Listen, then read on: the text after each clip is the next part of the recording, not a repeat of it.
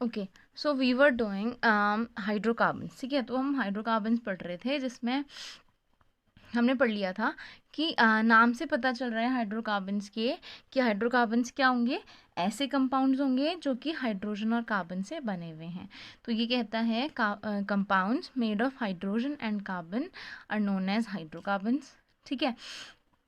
अब उनको कैसे नेम करते हैं, देखो कि मतलब कोई अगर कंपाउंड है जो कि सिंपली हाइड्रोकार्बन है, मतलब वहाँ पर केवल हाइड्रोजन और केवल कार्बन है, कोई तीसरा हेट्रो एटम प्रेजेंट नहीं है, तो उसको हम कैसे नेम करते हैं, मतलब उसका नाम कैसे लिखते हैं।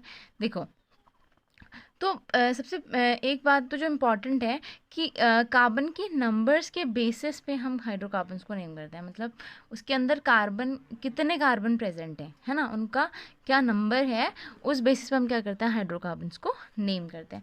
तो सबसे पहले देखो, ये कुछ प्रीफिक्सेस हैं। प्रीफिक्स का मतलब है कि नाम की जो शुरुआत होगी, मतलब जो स्टार्टिंग वाला पार्ट होगा, वो ये सारे हैं। तो अगर मान लो कोई हाइड्रोकार्बन है जहाँ पर एक कार्बन प्रेजेंट है, ठीक है, तो उसके नाम के आगे जो प्रीफिक्स लगेगा, मतलब उसके नाम का जो स्टार्टिंग पार्ट होगा, वो क्या होगा, मेथ।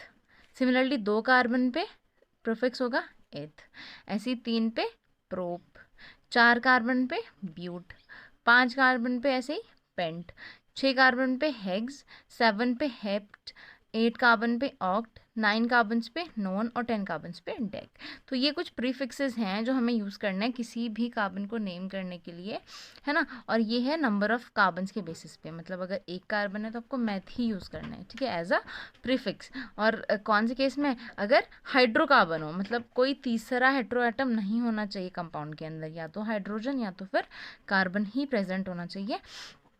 तो ये ही सारे हम हेट्रो एटम्स क्या करते हैं यहाँ पर यूज़ करते हैं। अब ये तो हो गया क्या हमारा हाइड्रोकार्बन्स को नेम करने के लिए जो प्रीफिक्सेस हैं वो तो हम ये लगाते हैं, लेकिन पूरा नाम किसे लिखेंगे, मतलब ये तो केवल प्रीफिक्स है। तो पूरा नाम लिखने के लिए हमें चाहिए कि हमें फाइंड आउट करना है कि वो किस तरीके का हाइड्रोकार्बन है।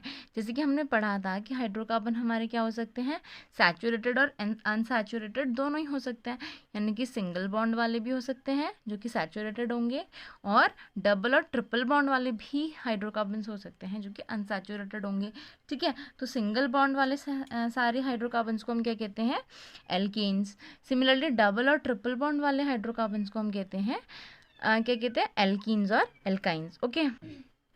अब देखो, इसमें है सबसे पहले एल्केन्स, ठीक है। तो एल्केन्स कौन से हाइड्रोकार्बन्स होंगे, जहाँ पर कार्बन जहाँ पर क्या होंगे, कंपाउंड के अंदर केवल सारे बॉन्ड्स सिंगल होंगे, सिंगल बॉन्ड्स ही प्रेजेंट होंगे, वो होंगे हमारे एल्केन्स, ठीक है। तो कहता है कि जो एल्केन्स हैं उनका जो जनरल फॉर्मूला होता है ना, बेसिकली वो होता है CnH2n+2।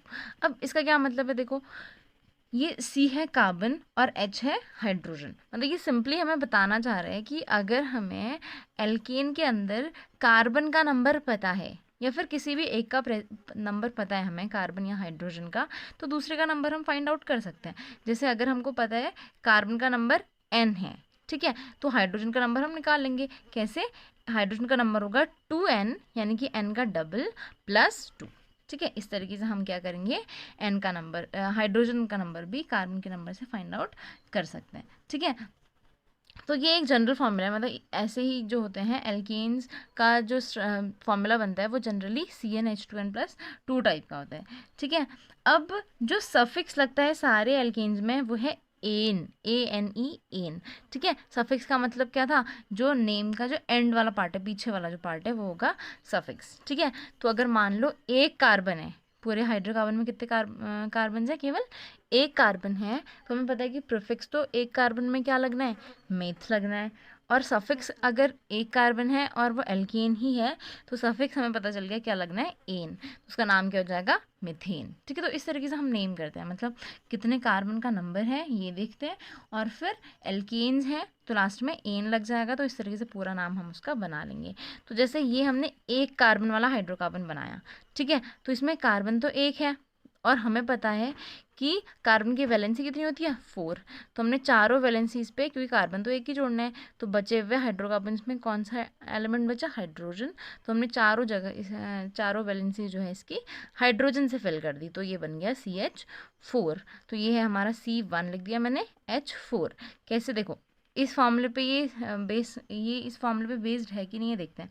यहाँ पर था C1, ठीक है, तो C की जगह N की जगह मैंने लिख दिया 1, तो H कितने होंगे, अब देखो 2 × 1 + 2, तो 2 1 = 2 + 2 यानी कि 4, तो बन रहा है ना, ये हो गया हमारा C1, तो H हमारा 4, यानी कि जनरल फार्मूला जो है वो इसी बेसिस पे एल्केन्स का बनता है कि जितने कार्बन होंगे हाइड्रोजन का नंबर उसके डबल का +2 होगा, ठीक है। तो इसीलिए हमारा जो मीथेन का फॉर्मूला है दैट इज CH4, और इसको नेम हमने किया तो कैसे किया, एक कार्बन था तो मीथ, और क्योंकि एल्केन है तो लास्ट में इसमें क्या आ जाएगा, एन आ जाएगा, तो इट विल बी मीथेन, तो इसका जो नाम हो जाएगा that is methane and the formula is CH4।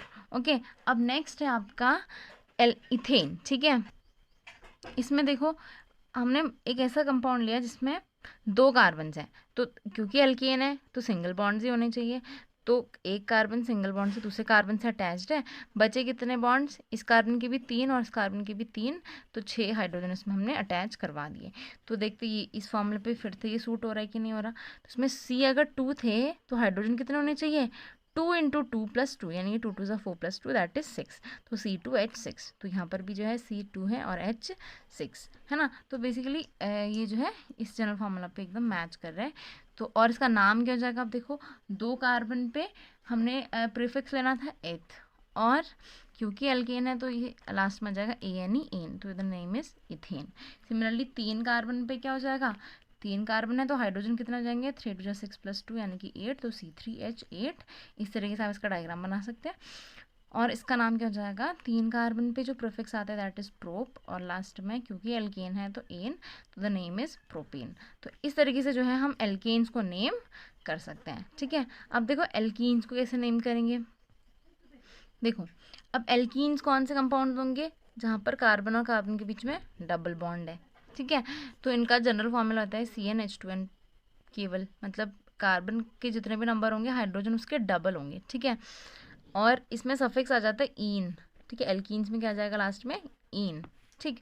तो जैसे अब एल्कीन, एक कार्बन से तो एल्कीन बन नहीं सकता, क्योंकि एल्कीन में क्या होना चाहिए, एटलीस्ट 2 कार्बन तो होने चाहिए ना। सबसे छोटा एल्कीन हमारा कौन होगा, इथीन, 2 कार्बन वाला। एक कार्बन वाला एल्कीन नहीं बन सकता, क्योंकि वहाँ पर कार्बन कार्बन के बीच में डबल बॉन्ड चाहिए, तो एटलीस्ट 2 कार्बन चाहिए जिनके बीच में डबल बॉन्ड प्रेजेंट होना चाहिए। तो यहाँ पर हमारा इथीन है जहाँ पर 2 कार्बन है और उनके बीच में डबल बॉन्ड है, ठीक है।